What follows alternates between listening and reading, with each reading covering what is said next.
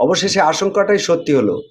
মার্কিন president Donald ট্রাম্পের আল্টিমেটামের কয়েক ঘন্টার মাথায় মধ্যপ্রাচ্যে জ্বলে উঠল যুদ্ধের দাবানল।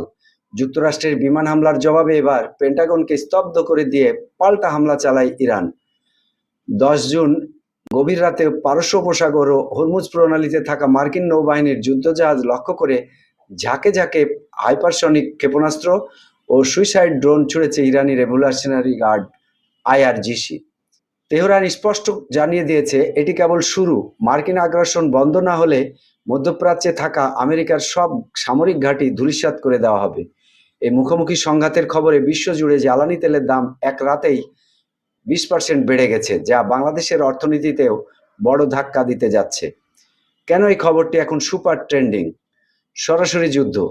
এতদিন প্রক্সি যুদ্ধ চললেও এবার আমেরিকা ও ইরান সরাসরি যুদ্ধক্ষেত্রে মুখোমুখি হওয়ার তৃতীয় বিশ্বযুদ্ধের শঙ্কা তৈরি হয়েছে। হাইপারসনিক ত্রাস। মার্কিন আকাশ প্রতিরক্ষা ব্যবস্থা ফাঁকি দিয়ে ইরানের ক্ষেপণাস্ত্র আঘাত হানায় সামরিক বিশেষজ্ঞরা স্তব্ধ। বাংলাদেশি দর্শকদের উদ্বেগ। মধ্যপ্রাচ্যে থাকা লক্ষ লক্ষ প্রবাসী বাংলাদেশি এবং দেশের তেলের বাজারে ভবিষ্যৎ নিয়ে নেটিজেনরা চরম উদ্বিগ্ন। আমেরিকা বনাম ইরানের এই যুদ্ধ কি বিশ্বকে ধ্বংসের মুখে ঠেলে দেবে?